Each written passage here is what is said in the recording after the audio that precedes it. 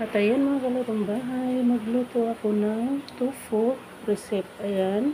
At ito ting tofu, kailangan ganyan lang siya buo. Binabad ko siya sa hot water. Pwede rin siya i-steam. Ayan.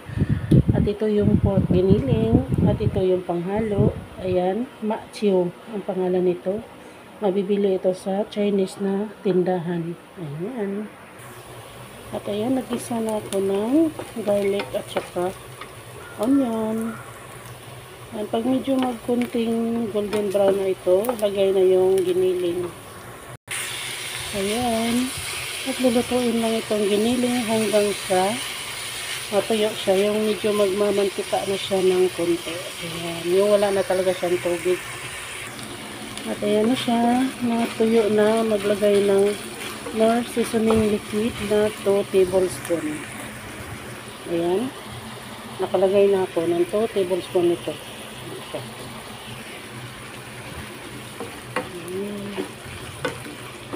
At pag na-mix na siyang mabuti, ayan, ilagay na natin ito siya.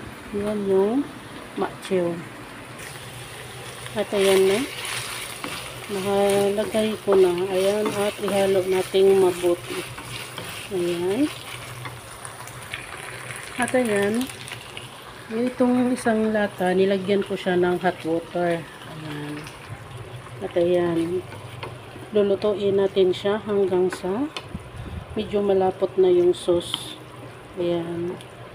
At pagkatapos, ready na natin itopping sa ating tofu. Napakadali lang ito at napakasarap. Ayan. At ito na yung tofu, na i-drain ko na siya. Ayan. At ayan na, ready na siya. Medyo malapot na. Ayan. Ayan na siya. Ayan. At ilalagay na natin. Topping na siya dito. Diba? Sarap dito. Tatapping natin yung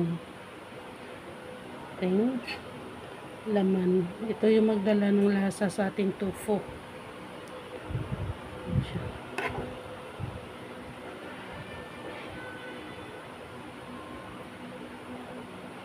Ayan.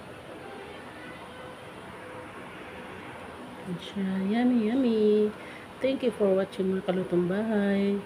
Pa-subscribe na lang ng aking channel. Bye-bye. Ayan pa.